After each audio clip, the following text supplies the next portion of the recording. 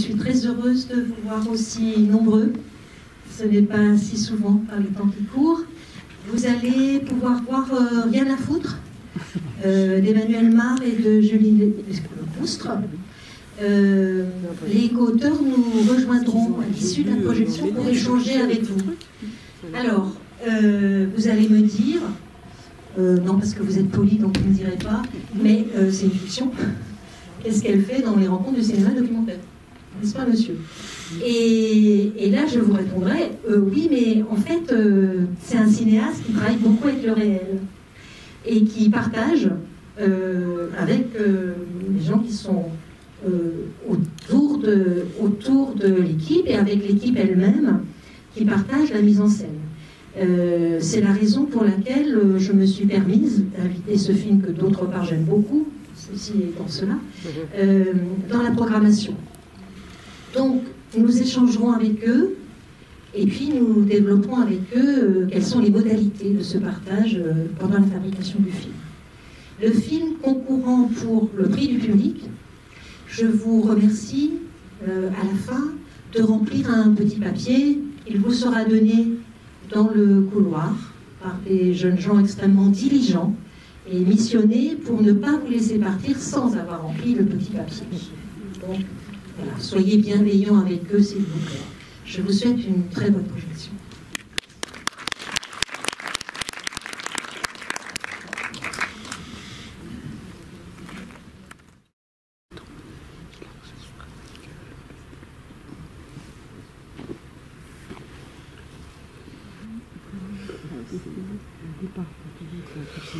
C'est pas vraiment comment ça se fait. Puis après, ça dérive sur le problème du décodement.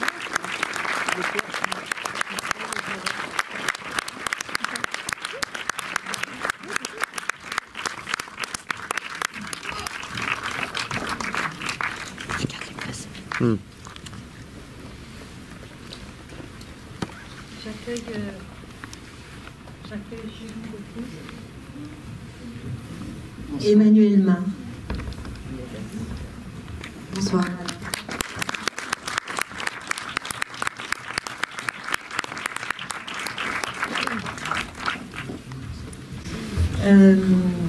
Vous avez sans remarquer que ce sont les rencontres du cinéma documentaire. Alors, il m'a fallu justifier la présence du film dans la projection. Et j'ai dit qu'il y avait une dimension documentaire. En tout cas, peut-être participative, peut-être plus que... Justement, avec qui est-ce qu'on participe pour la fabrication du film? Qu'est-ce qui rentre dans la fabrication du film? Peut-être d'un ordre de documentaire. Et donc, si vous voulez bien, je veux bien qu'on commence par cette dimension, peut-être comment le réel est accueilli dans le film, est accueilli dans la fiction, et à quel endroit.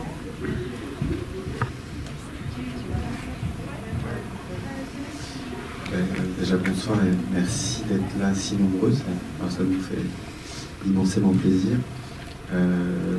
Nous, on est extrêmement contents que ce film se passe dans un festival documentaire.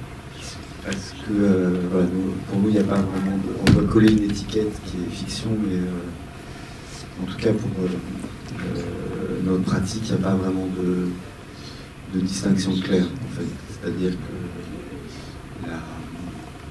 il y a déjà, je pense que déjà toute fiction est déjà un documentaire sur son tournage.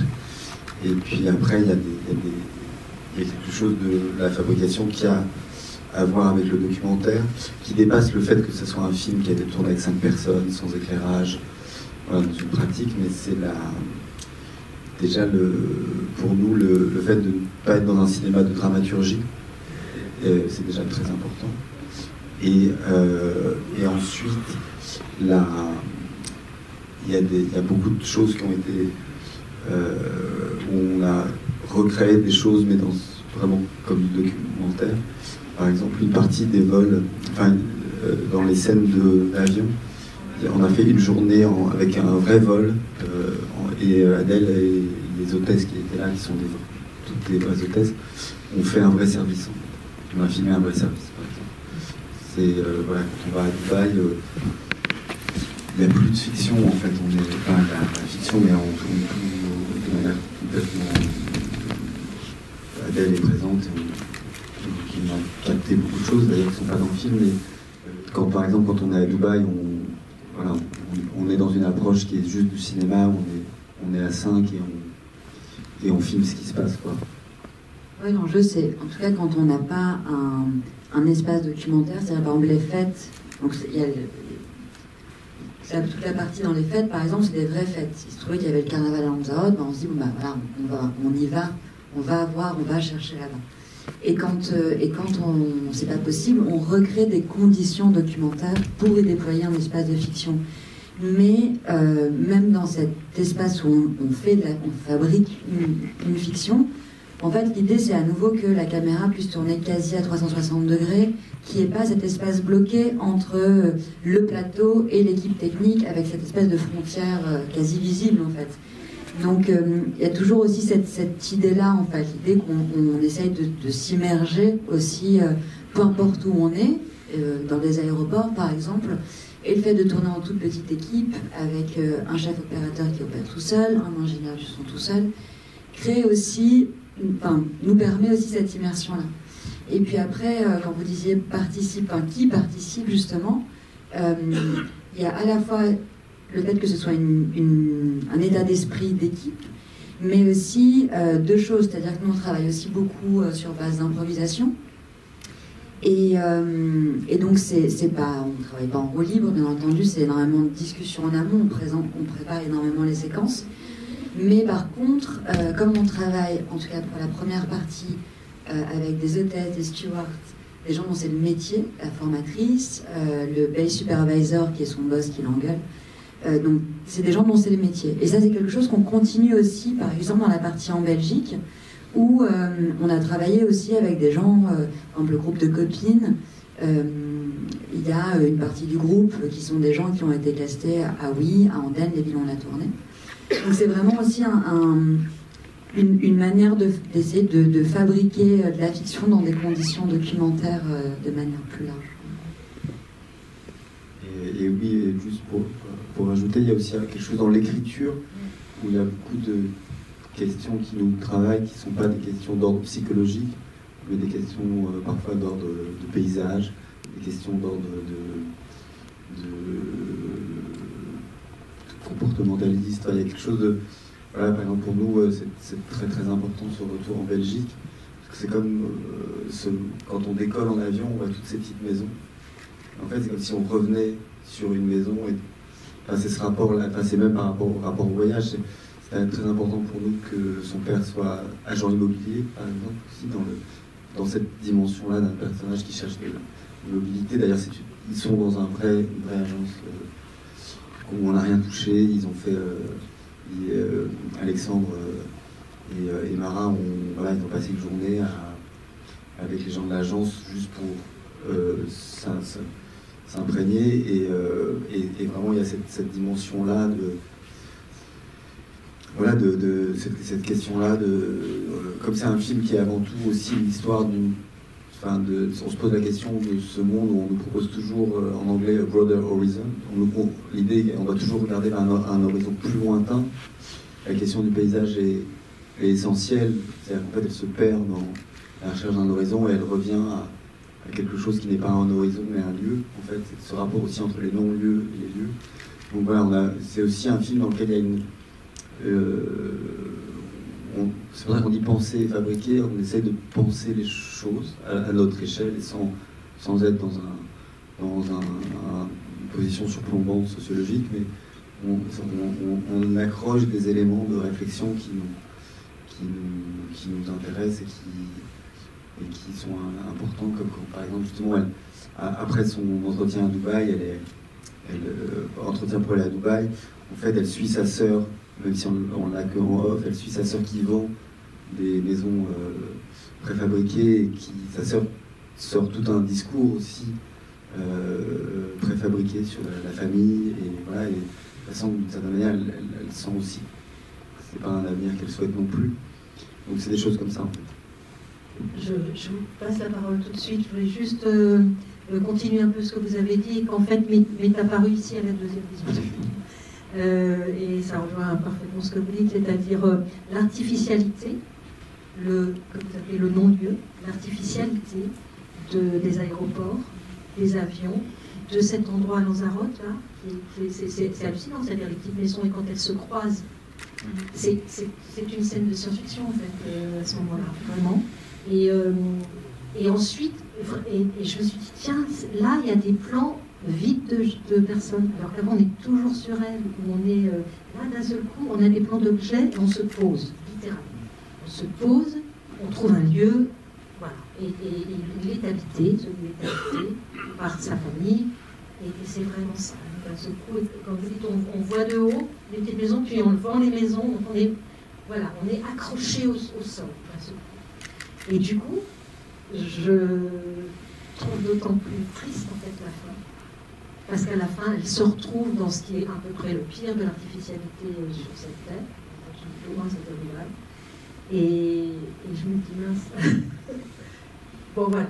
Mais le film fend le cœur aussi. Hein. C'est-à-dire qu'en même temps, vous avez cette manière très abrupte de rentrer dans les séquences qui nous remuent et qui nous tient en éveil, en dynamisme. Et puis, il y a quelque chose de, vous savez, très émouvant aussi. Mais sur la question de l'artificialité, c'est-à-dire que d'ailleurs, même dans la deuxième partie, elle existe aussi dans le rapport, par exemple, du père à son pick-up ou à des questions de représentation. Mais en tout cas, à nouveau, mais même dans la première partie, ce qui nous intéresse aussi, c'est comprendre ce que ça cache aussi. Et justement, qu'est-ce qu'on peut... pourquoi on peut désirer ça? Pourquoi on peut désirer aussi s'oublier, disparaître dans cette artificialité également? Et Cassandre, c'est pas un personnage héroïque quelque part. C'est-à-dire et Dubaï n'est pas le choix qu'on aimerait sans doute qu'elle fasse, mais c'est le choix qu'elle fait. Et ce qui nous interroge aussi, c'est que Dubaï, c'est aussi la construction d'un rêve collectif de notre société contemporaine. Enfin, c'est pas...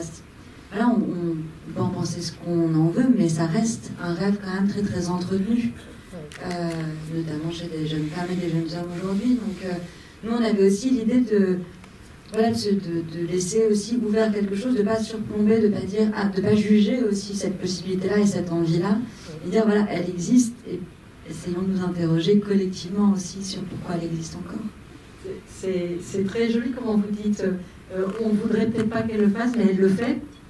Parce que, voilà, elle comme si la personne que vous aviez créée, sans psychologie, et ça c'est formidable, eh ben, avait un désir propre et qu'il fallait l'accueillir dans le film.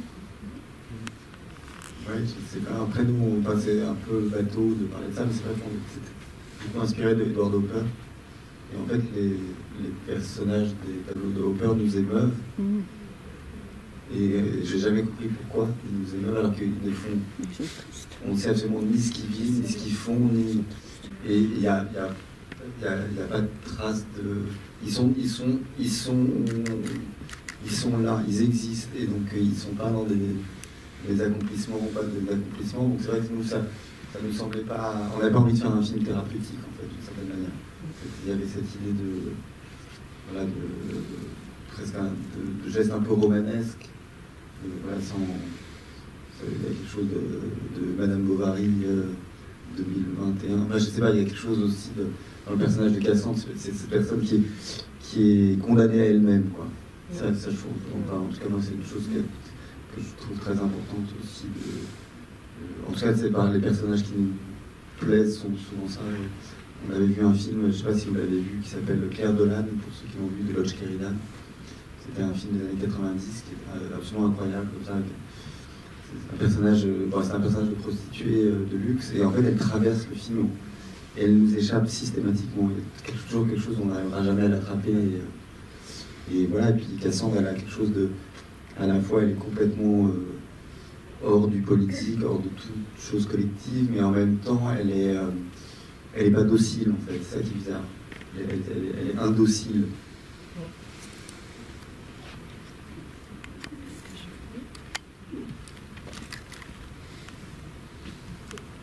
Bonsoir. Déjà, merci pour le film, c'était vraiment super. J'ai vraiment aimé ce côté très spontané. Voilà, les personnages, voilà, on sent un grand amour pour ces personnages. Effectivement, je vous avais dit, pour moi, c'est un hommage à une génération. Cette fille, elle dit, c'est clair. Mais au-delà de ça aussi, je trouve que la forme était vachement belle parce que beaucoup de plans séquences, donc la place à l'émotion, etc. Donc j'ai vraiment été portée par tout le film, j'ai beaucoup aimé. Je voulais savoir comment vous aviez fait pour emporter dans cette aventure Adèle Exarchopoulos. Déjà, un grand merci. À la base, on cherchait une vraie hôtesse de l'air pour incarner le rôle de Cassandre. Et on a rencontré énormément, autant à l'époque des recherches documentaires qui nourrissaient l'écriture qu'en casting pour incarner Cassandre. Et on avait des vrais coups de cœur. Mais malgré tout, il y avait un choix qui n'arrivait pas à se faire, en fait. Et quand on nous interrogeait déjà depuis un petit moment sur « et si c'était une comédienne », effectivement, le nom d'Adèle était là. Mais le film a été financé sans elle. Ce qui nous donnait aussi une certaine forme de liberté. Et puis finalement, la directrice de casting, Baïja Lamrani, a poussé en disant il faut la rencontrer. Il faut y aller. Et puis finalement, je fais l'histoire un peu plus courte, mais la rencontre a eu lieu. Et en fait, Adèle, au final, permettait aussi de... C'est comme si elle faisait la synthèse de toutes ces hôtesses qu'on avait rencontrées, de toutes ces histoires qu'elles avaient partagées et de tout ce qui nous avait touchés. Et en fait, elle pouvait s'en emparer pour devenir cette Cassandre-là. Et en fait, ça s'est fait assez tard, ça fait 2 mois avant le tournage. Et c'est Emmanuel qui l'a rencontré d'abord dans un café. Je ne sais pas si tu veux peut-être en parler un petit peu. Oui, non, en fait, c'était assez... Il y a quelque chose qui est un peu né comme ça. C'est voilà, au début, on s'est vu à 10h du matin. Elle était avec un training d'ailleurs qu'elle porte. Oui, parce beaucoup une partie des habits qu'elle porte sont des habits qu'on a pris dans sa garde-robe. Et ouais, il y avait quelque chose de... Et j'avais l'impression de rencontrer quelqu'un de nouveau, alors que j'avais pas mal de films d'elle. Il y avait quelque chose d'extrêmement nouveau. Je me suis dit, ouais, c'est super, peut-être qu'on va avoir la sensation de vraiment avoir rencontré une personne et pas l'actrice directement. Et donc c'était... et il y a eu... Et voilà, et en fait, elle s'est tout de suite embarquée dans notre méthode de travail. On a fait quand même des essais. Et on a tourné à l'arrache, à Orly, avec un faux uniforme, au milieu des gens. Voilà, il y a une chose. Et en fait, dans un film, très souvent, je pense qu'il y a un moment où il y a une sorte de déclic, où on dit, tiens, on prépare, et puis à un moment, on a besoin d'avoir quelque chose qui nous apporte une page blanche, quelque chose de nouveau, d'excitant. Et en fait, Adèle, elle a apporté ça. C'est-à-dire que d'un coup, ça fait 3 ans qu'on prépare un film, une chose, et puis il y a quelqu'un qui arrive et qui est une vierge et qui apporte quelque chose de nouveau et qui rééclaire tout, et c'est un peu ce qui s'est passé, quoi. Et puis on s'en est rendu compte plus tard, mais en fait il y a presque une similitude aussi entre le métier d'hôtesse de l'air et le métier d'actrice, dans cette dualité entre Adèle et la représentation, enfin son personnage public, son personnage Instagram ou celle qu'on voit dans les magazines quelque part, et la personne qu'elle est au quotidien. Et en fait, quelque part, on retrouvait cette espèce de dualité de l'uniforme, quelque part, même elle met un peu son uniforme comme ça de personne publique, quelque part. Et je pense que ça, c'est aussi un truc qui résonnait vachement fort chez elle. Bonsoir. Bravo, j'ai trouvé ce film vraiment assez formidable et déroutant dans la forme,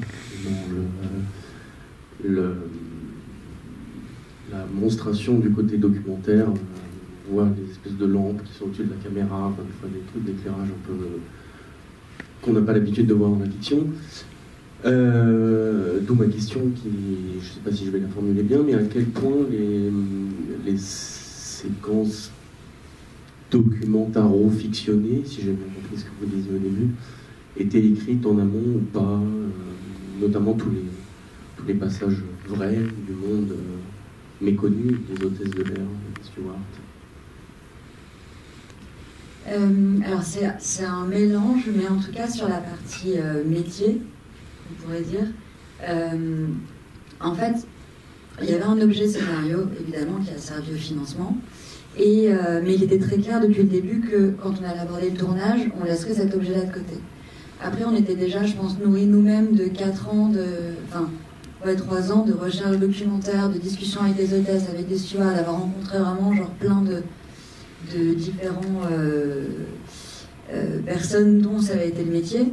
Et comme effectivement donc, le casting est les interprètes sont des gens dont c'est le métier, en fait il y avait une espèce de connivence qui se créait, et dans ces discussions en amont des enjeux des séquences, une fois que c'était clair, que la discussion était claire, finalement il y avait peu de choses claires, mais en tout cas, quelque part, eux avaient une forme de liberté dans la manière dont ils allaient porter leur interprétation, quoi. Donc tout ça n'est pas écrit, c'est-à-dire que les séquences sont pensées, mais par contre les dialogues sont les leurs, quelque part. Et après, par contre, c'est pas non plus une religion, c'est-à-dire qu'il y a des séquences dans le film qui sont très très écrites. Par exemple, la séquence de recrutement avec le DRH de la compagnie de jet privé, ça c'est une séquence qui est très écrite, mais qu'on a écrite aussi avec lui, par exemple. Donc c'est un peu un mélange de plein de choses. Et par exemple, il y a aussi des moments où on va tourner des choses parce qu'on est en train de se déplacer d'un décor à l'autre, et puis on va tomber sur un endroit qui nous plaît, et on va essayer de tourner quelque chose, et on ne sait pas du tout où ça va aller dans le film, mais on essaye de le tourner, quoi. Donc c'est un espèce de mélange un peu bordélique de plein de manières et de plein de méthodes, quoi. Mais juste là pour la partie entre guillemets métier, c'est vrai que là on se rapproche d'une écriture documentaire dans le sens où nous il n'y a pas de sur les feuilles de service, très souvent il n'y a pas les séquences qu'on va tourner. Parfois on se réunit le matin, il y a des titres de choses, et c'est vrai que dans les parties en avion on retrouvait quelque chose de l'ordre de l'écriture documentaire. On disait tiens, on a besoin de tel moment, par exemple on a besoin de ce moment d'intimité dans le galet, donc leur petit truc à l'arrière avec les chariots et tout. On a besoin d'un moment d'intimité, donc on avait des idées de discussion, et comme en fait on nourrissait vachement de se dire, par exemple, c'est une séquence un peu très anecdotique, mais pour nous elle était importante quand sa collègue la critique parce qu'elle s'est pas rasé les jambes, par exemple. Ça c'est une des choses qu'on avait vues, et en fait on voulait un moment d'intimité, et on cherchait, on disait qu'il faut qu'il y ait un moment de friction qui amène la question de l'espèce de surveillance, de la où tout le monde, ces rapports qui sont faits tout le temps. Et en fait, sur le moment, on l'a trouvé en disant tiens, mais en fait, cette histoire de est-ce que tu te rases les jambes ou pas, va le faire. Après, les séquences sont toujours plus longues. Par exemple, cette séquence, au début, ça commençait sur le fait que Cassandre promettait des lots. Il y avait une séquence où elle donnait les cartes à gratter Ryanair. Et en fait, elle promettait des lots qui n'existent pas. Sa copine l'engueulait en disant mais on peut avoir des problèmes. Enfin, c'est que des choses un peu vraiment comme en écriture docu. Enfin, moi, quand je suis en commission, je lis des docus. Ça se rapproche de ça, en fait, de l'écriture. On dit bah tiens, on cherche ça. Et puis c'est plus les moments de métier qu'on cherche que les enjeux de la scène tout de suite. On les trouve après, quoi. Oui, ça va être intéressant. Lorsque vous êtes avec des professionnels, est-ce que vous avez un bon accueil? Parce que vous avez beau être une équipe légère, malgré tout, vous rentrez et avec des gens qui toujours sont prêts à partager leur manière de faire, leur manière de parler, leur langage. Les professionnels, c'est-à-dire? Oui, les professionnels de l'aviation, j'ai compris. Hein. Ouais. Des contrôleurs, des gens qui recrutent, des choses comme ça. Oui, ils sont déjà prêts à partager beaucoup. On en a rencontré énormément. Une partie d'entre eux sont dans le film et se sont investis aussi, même de manière plus globale sur leur propre interprétation. C'est-à-dire que David, par exemple, donc son boss, le base supervisor, c'est quelqu'un qui s'est aussi beaucoup investi pour nous faire rencontrer des gens, pour nous aider aussi à tourner dans certains lieux. Enfin, c'est aussi un esprit de camaraderie qui dépasse simplement le dialogue, d'ailleurs, de mise en scène, quoi. Et puis, d'ailleurs, qui vient même le renforcer et le nourrir, parce que c'est aussi, dès qu'ils arrivaient dans une pièce, par exemple la crew room, donc leur pièce où ils se réunissent, et là où Cassandre va finalement être mise à pied, le bureau un peu officiel, quand ils rentraient, en fait, ils remettaient un peu les choses à leur sauce en disant nous, ce serait plus comme ça, c'est comme ça. Et puis après, on est parti, par exemple, quand on faisait les castings, on demandait à des hôtesses et des stewards de nous raconter un moment où ils s'étaient barrés. Ça pouvait être n'importe quoi, la réponse, barrés d'un café, d'un rendez-vous. Et en fait, ils nous ont partagé des moments de leur vie extrêmement douloureux, et voire des histoires beaucoup plus trash que celles de Cassandre, d'ailleurs. Et en même temps, si je vais jusqu'à un peu au film fini, à sa réception, on a eu l'immense chance de le présenter à Cannes cette année. Et une partie des hôtesses et stewards était avec nous.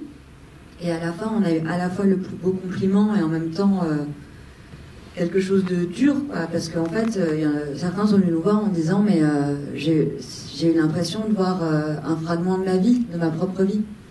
Donc c'est à la fois hyper bouleversant pour nous parce qu'on se dit en fait on a réussi à rendre compte de quelque chose, et en même temps c'est super dur parce que voilà, les conditions auxquelles ils sont confrontés, c'est compliqué de savoir qu'on est aussi proche de la réalité aussi. Ouais, mais c'est assez important ce que tu disais sur le fait de dire qu'on avait rencontré ce moment où elle disait raconte-moi un moment où tu t'es barré. On s'est rendu compte que très souvent dans l'essence même de pourquoi elle faisait ce métier, il y avait une idée soit de fuite, soit d'avoir une page blanche, soit de vraiment de larguer quelque chose en fait. Et c'est marrant parce qu'en fait et donc il y avait cette dimension-là qui était très forte, et donc c'était aussi très, il y avait en fait il y avait un besoin d'être écouté aussi en fait. Moi je sais qu'il y avait aussi ce côté où même en tant que, si on parle de Ryanair, parce qu'il faut parler de Ryanair, ils ont surtout l'impression qu'il y a des reportages économiques sur Ryanair. En fait, en tout cas en France, il y a eu 15 000 capitales envoyées spéciales sur les dessous du low cost. Mais par contre, ce qu'elle nous disait, c'est mais moi ce que je veux, c'est que juste la personne qui prend l'avion après, elle sente un peu ce qu'on vit, qu'il y a quelque chose qu'on regarde un peu différemment en fait, ce qu'elles vivent et ce qu'elles sont. Donc ça c'était vraiment essentiel. Je aussi qu'il y a juste des êtres humains et des histoires intimes et personnelles derrière les uniformes, quoi, quand on passe devant. Est-ce que c'était totalement déterminant que ce soit une compagnie low cost, ou alors est-ce qu'elle aurait pu être hôtesse chez Emirates ou chez Singapore Airlines, Cassandre? Non, c'est le sujet même du film. non, mais c'est intéressant parce que c'est pas inintéressant parce que par exemple là nous on travaille avec les syndicats des hôtesses et stewards, on va organiser des rencontres, on va faire des choses, et ce sont principalement des gens de compagnies qui ne sont pas low cost, et eux se retrouvent dans le film et ça les intéresse et ils sont très contents. Mais là, en fait, le vrai point de départ, c'est un personnage qui a envie de voyager, de partir, mais qui se retrouve dans une compagnie où en fait elle rentre à sa base tous les soirs, et où le seul voyage, la seule chose qu'elle voit des destinations, ce sont les pistes, et elle fait une story Instagram et c'est tout. Pour nous c'était aussi le cœur du film, de ça. Cassandre se perd aussi là-dedans, en fait, il n'y a pas de voyage en fait. Merci pour ce film que j'ai trouvé aussi très réussi. Moi j'ai été très sensible à la considération, votre considération pour tous les personnages.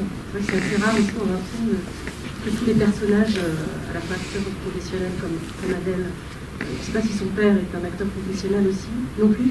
C'est le producteur du film. C'est le producteur du film. Je l'ai trouvé vraiment exceptionnel. Et je trouve un des producteurs.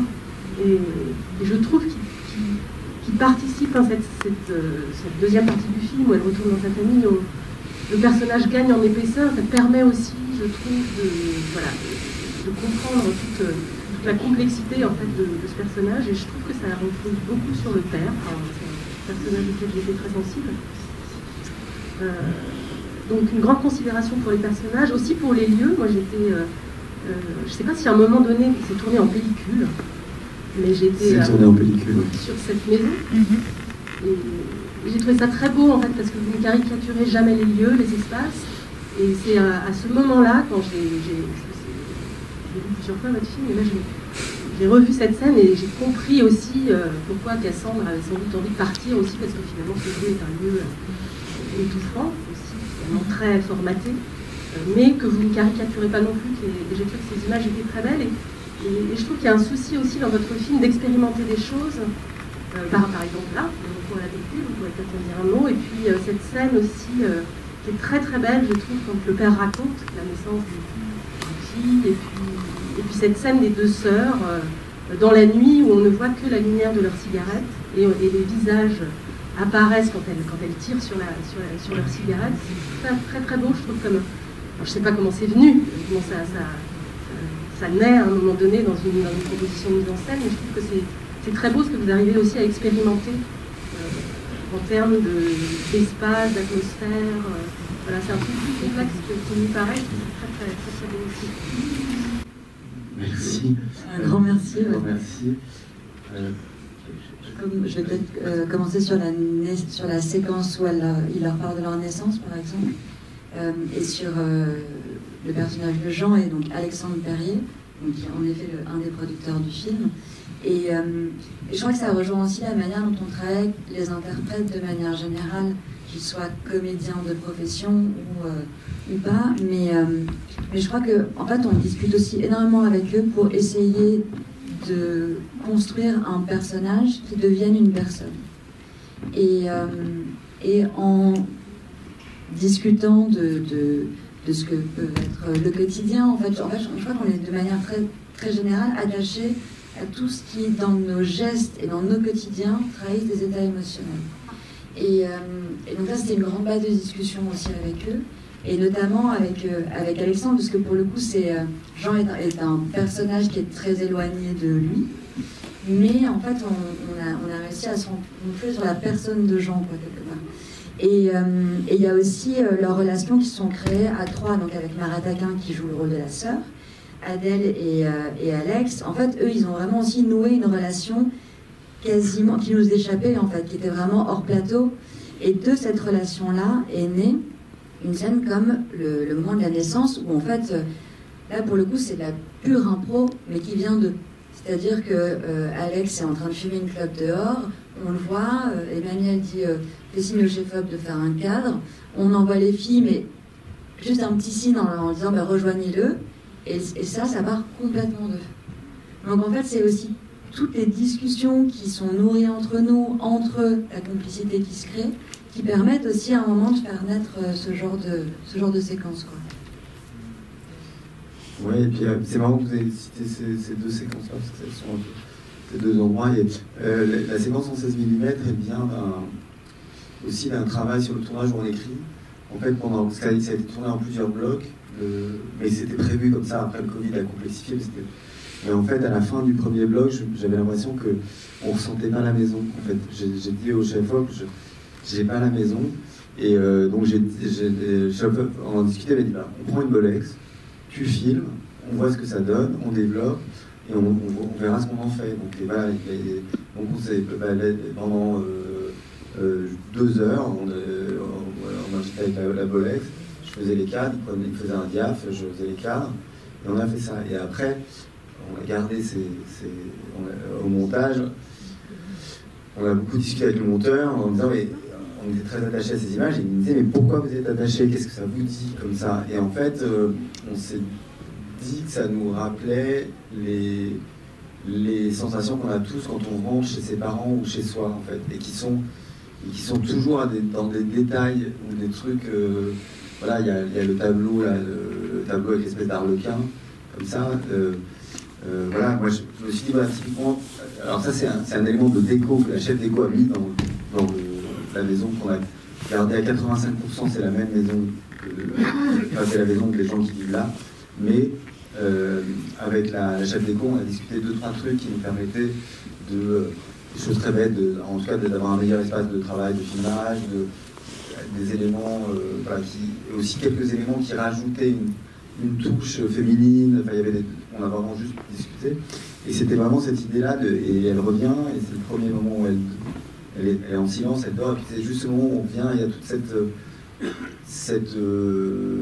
ce rapport qu'on peut avoir à un lieu qui est à la fois le lieu qui est presque le plus intime pour nous, mais qui n'est plus notre lieu, ce rapport entre le décalage, et c'est vrai que le 16 mm tombait bien, mais c'est vrai qu'on a aussi tendance à inventer du sens à partir d'une matière un peu chaotique à la base. En fait. On travaille quand même vachement comme ça.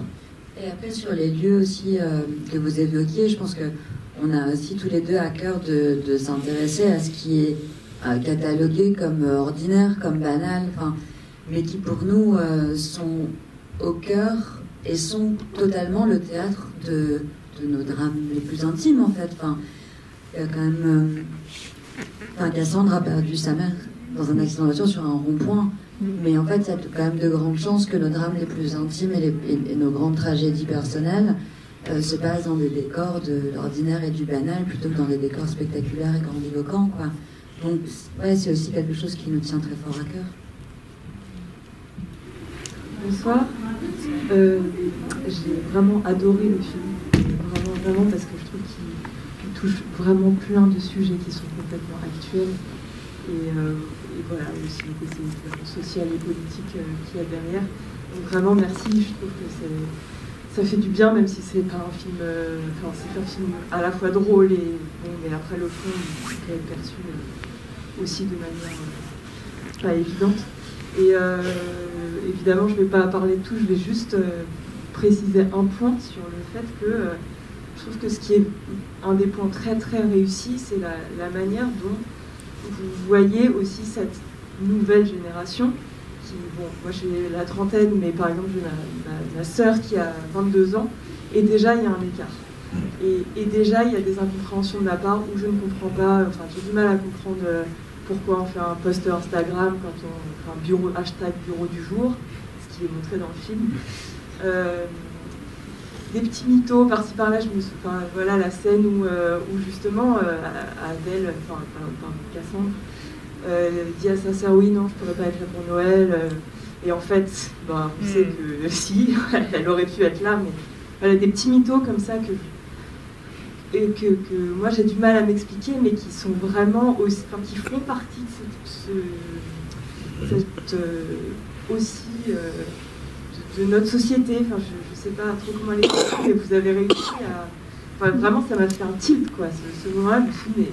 Ah ouais, c'est super bien vu, c'est vraiment bien vu.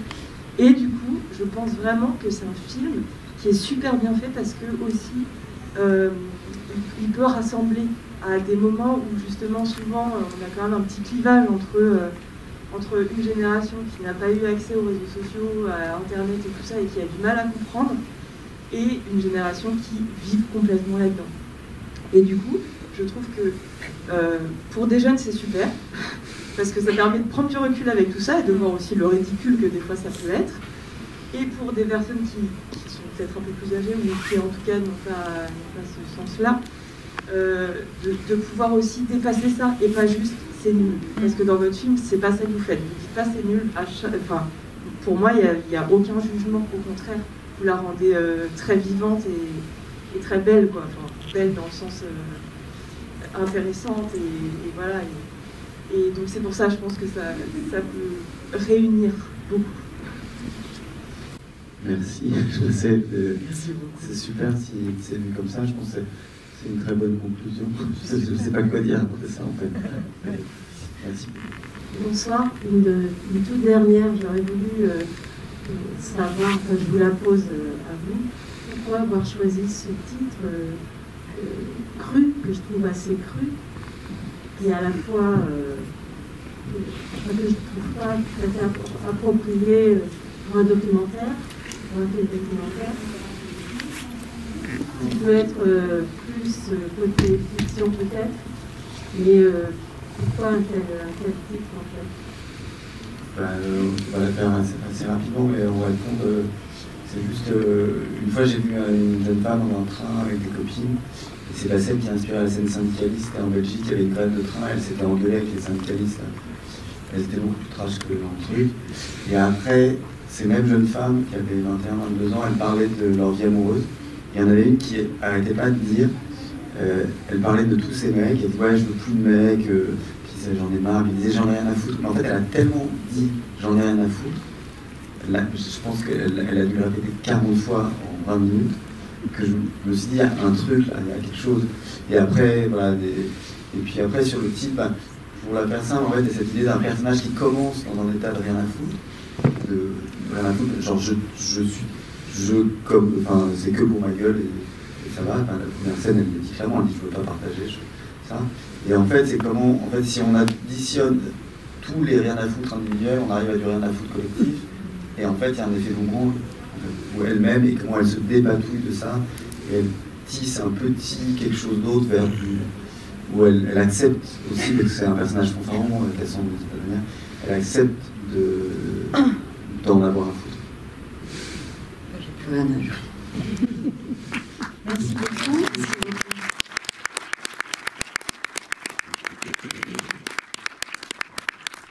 Le film sort en salle le 3 mars 2022 et Yélène de Andorre Distribution est là avec nous. Je la remercie pour nous avoir permis de projeter le film en avant-première ce soir.